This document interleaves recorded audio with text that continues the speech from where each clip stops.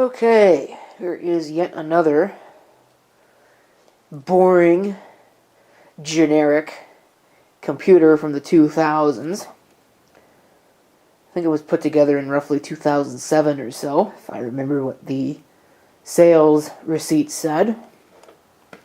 This case is pretty decent. It's an Antec case. It's actually an Antec NSK 4400, if I remember right, which is somewhat related to the Antec NSK 2400s that I use for both my HT PC and the main computer. The rest of the hardware is nothing special. Let me take a look. It's just another one of these generic boards. You can see PS2, parallel serial VGA, 4 USB, Ethernet, and that. And an open space where I presume a video card was installed. It does have an optical drive still in it. And this is actually one of the nicer ones from the pile because it actually has a DVD-RW in it. Might even be dual layer compatible. It is. Would you look at that? How fancy. It centers around a P5L-MX motherboard, unless something's been changed about this particular one. Go ahead and we'll undo the thumb screws at the back. This is a weird case design, but it's a pretty typical Antec case design for the time. They were all really kind of weird. So we take those out. Then you'd think that the side cover would come off. That's not true. The top comes off. The top reveals some stuff. Inside, I hope I did not cut my finger open on that. Doesn't really reveal much though. There's a random screw in the middle of the power supply, which is good. That's an LG drive. You can see this space right here, which would normally be used to store cables for the power supply. So we can go ahead and we can actually pull up on the side cover to reveal more of the magic within. Sure, if my father knew that I was leaning computer parts up against his tires, he'd be very upset. Lucky for me, I don't think he watches my videos. So, you can see here, this is one of these Antec power supplies. This would have come with the case, more than likely. SU380. I've had one of these before. There's nothing overtly wrong with it. It just didn't last very long in my possession. I used it in a server, which I'm sure didn't really help. Here we can see that, yes, this is a P5L-MX motherboard. Pretty cut down thing, all things considered. But I suppose it's not terrible. There's no floppy drive or anything like that. You get 4 SATA ports and 1 IDE channel. This one does not actually have a second parallel ATA channel like some of these boards did. And yes, that would have been a video card. It's possible that I pulled it because it was bad, but I don't know. Rear case fan seems passable.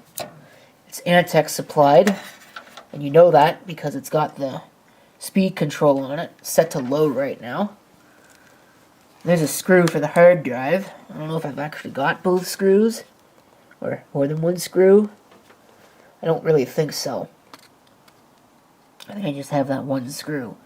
So, installing a hard drive might be a little bit fun in this drive cage here.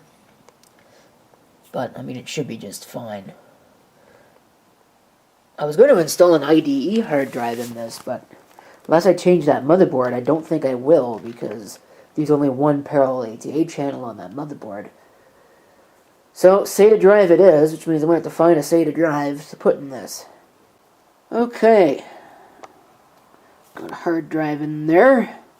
You'd probably call it overkill, but I actually plan to do a dual boot environment on this, which is something that I really have not done outside of short spans on some systems, but I've never really ran a dual boot system on a regular basis.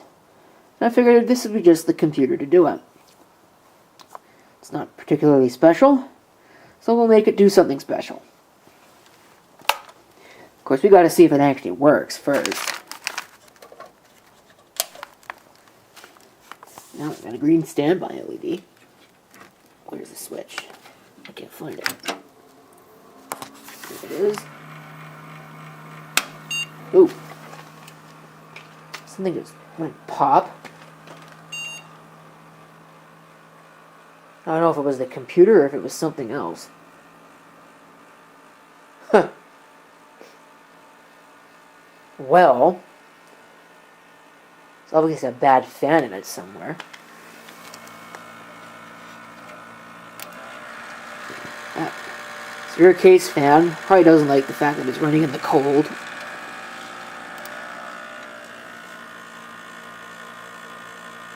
It actually is running that slow, by the way. This thing seems to want digital video. Oh, well. You know, it generally helps to actually plug the VGA into the computer. Okay, press F1 to run setup. See here, obviously the date and time is wrong. Looks like it's detecting things correctly. IDE configuration is probably fine.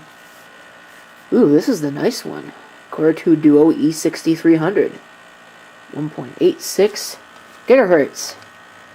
But with only 2 gigs of RAM. Ouch. So I could probably improve that. In fact, I know I can probably improve that. I think I've got some memory modules sitting around. Well, I thought I did, but maybe I don't. A lot of this looks like DDR and DDR3. It's only 1 gig anyway. And what's this? 1333, that's DDR3. Anyway, I'll see if I can get this thing to accept 4 gigs. Okay, I think when I left off with this video, I was preparing to turn this thing into a dual boot Windows and Linux machine. Windows XP, as well as what I've decided is going to be Q4 OS.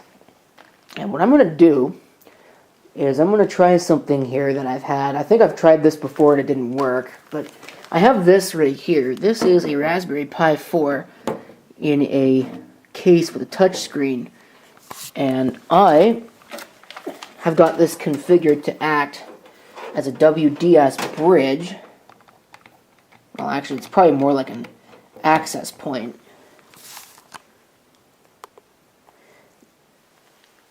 That will convert the wireless to the Wi-Fi, assuming that it will actually connect and work properly. And yes, somebody's probably going to point out that the touchscreen is on there backwards. I haven't felt like fixing it. It's fine. Doesn't really matter that much, because you can fix that in software once the OS loads. So, I just want to make sure it's actually going to connect to the network before I do too much.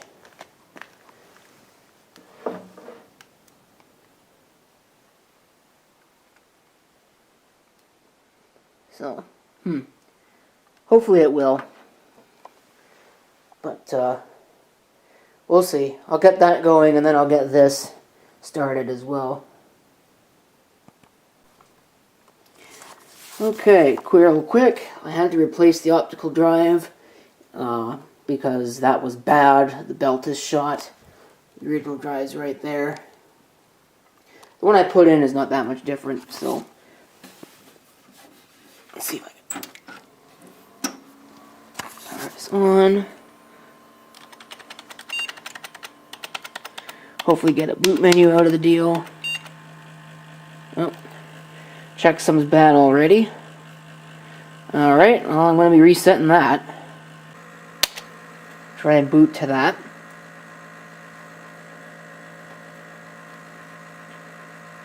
Should probably grab a real Windows XP disk, but most of those that I've got are RTM, so. Of course, I don't know if this optical drive actually works.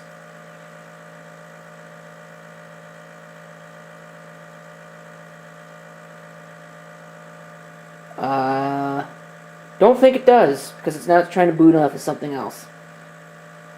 So that's a little crazy. I don't know why that's not working. Holy crap. Okay. Well, we're going to ignore the fact that it sounds like a friggin' fire siren for right now. The original optical drive is right there. It has a blown tray belt. This is what's left of the one that I had put in to replace it.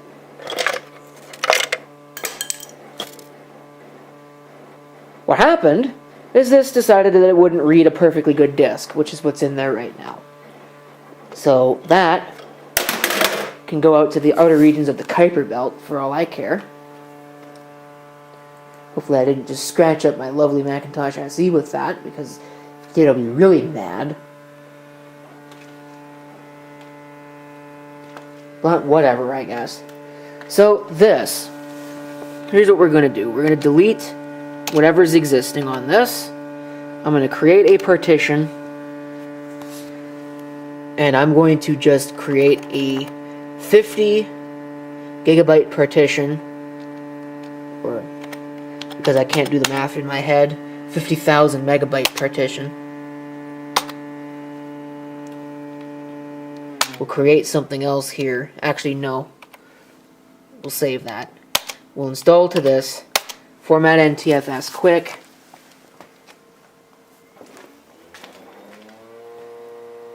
That shouldn't take too long. Because what I'm going to do is I'm going to create two, roughly I guess, 50 gigabyte partitions on that drive for booting. Probably a swap partition as well. So we'll do the swap. And we'll do that. Maybe a separate /home. Or maybe not, because it is a dual boot environment. And then I want the majority of that drive to be used as shared storage. So we'll let that go and finish up what it needs to finish up.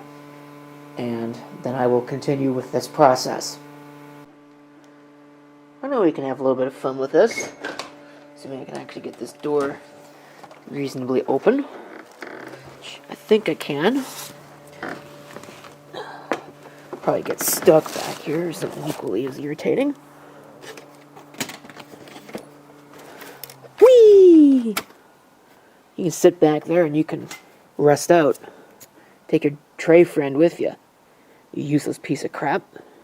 Okay, back to this, which, yes, somebody has certainly pointed out. This is a modified ISO. Because, again, most of my discs are RTM. And, quite frankly, I'm tired of dealing with RTM at this point. Now, most of these systems I don't really want to put Service Pack 4 on. And my SP4 is a Dell disk anyway. So, again, we'll let that go through the motions. And then, again, we'll pick up where we left off.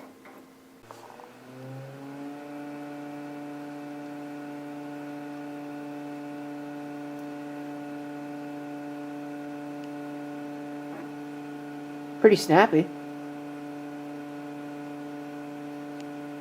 I'm sure it'll have, like, no drivers. Which might make this a little bit fun to try and deal with.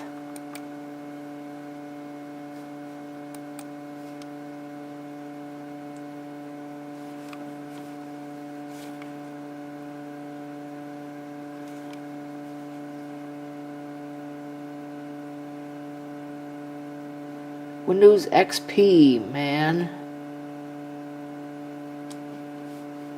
Thank you for purchasing Microsoft Windows XP. I never did purchase it. I used an MSDN disk for the longest time. I've amassed some OEM copies over the years, but I've never actually gone to a store and purchased Windows XP. Let's see, do we have Ethernet? Well, it's not looking promising. I'm willing to bet no, because I don't have any link lights. That, or it just doesn't like that Ethernet cable. That's also a possibility. Although I was working with another computer earlier, so I don't think there's anything wrong with the cable.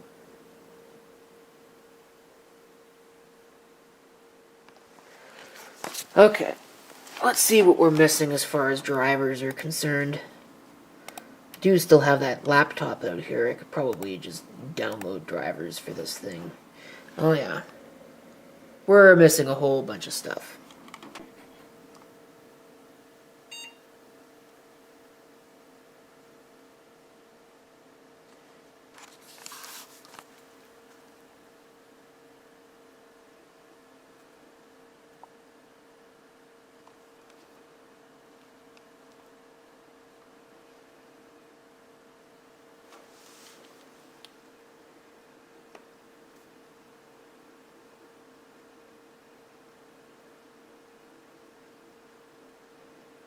Okay.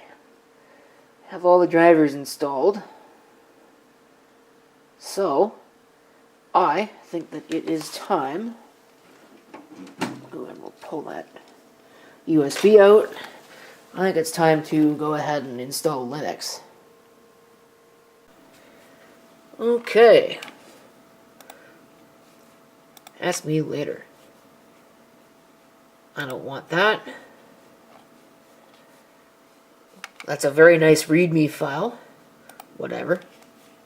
I could install this just straight from Windows, but I'm not going to. I want an actual true dual boot setup.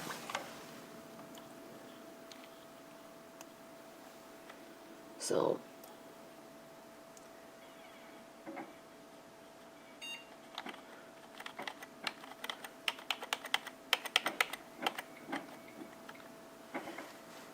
hopefully this is what I'm looking for. Beep. Classic install.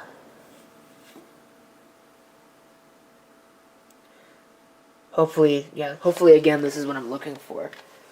And this will actually provide me with the options that I need in order to properly configure the desk and such things. It's basically just a Debian installer.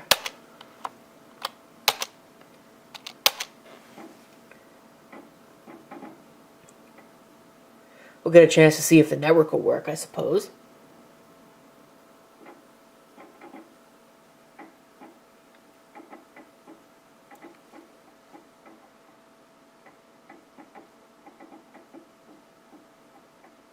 Almost sounds like the keyboard's making that noise. I think it's the monitor, though, because this monitor is definitely problematic.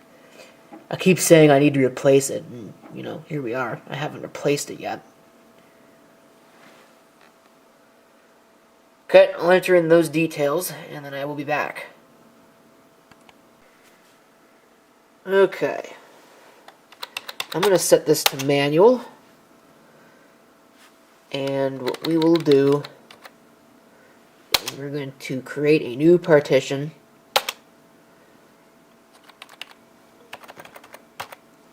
(48 GB in size).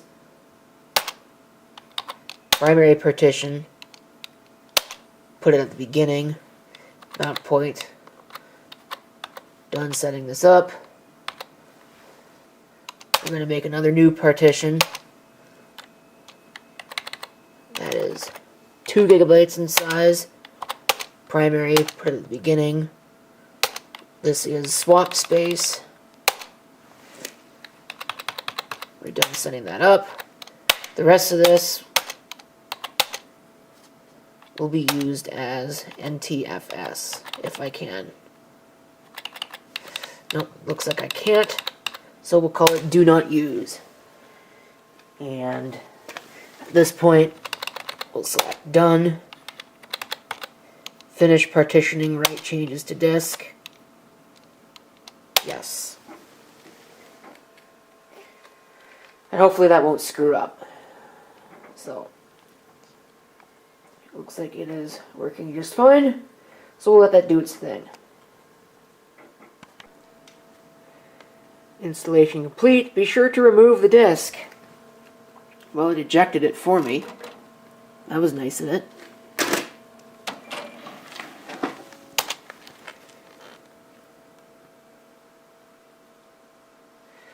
Let's see what it did for the bootloader.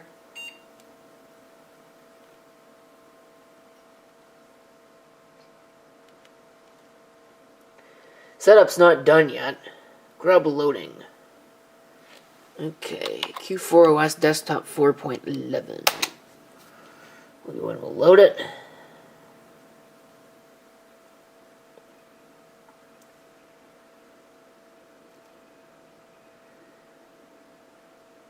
Debian 11. I've got 3 minutes on my SD card. So hopefully this doesn't take too long. I think I'll go ahead and I'll pause this until I get a GUI. Actually, I don't really have to pause it because I got a GUI already. It's pretty quick for being only 32-bit. Oops, gotta enter in username and password. Okay. Configuring the system.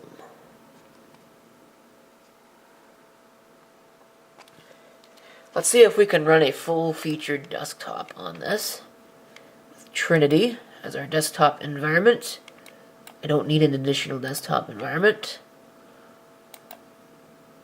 We'll just go ahead and run the full thing, and it is actually downloading over the network.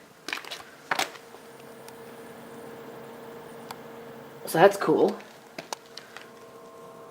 It's working. So we'll let it do its thing here, and then I will come back once it's done. Okay, finish. Congratulations. I thought it would have asked me to reboot. Well, I don't know what it's doing now. Well, here it goes. Q4 OS loading. So I think we're good to go, pretty much.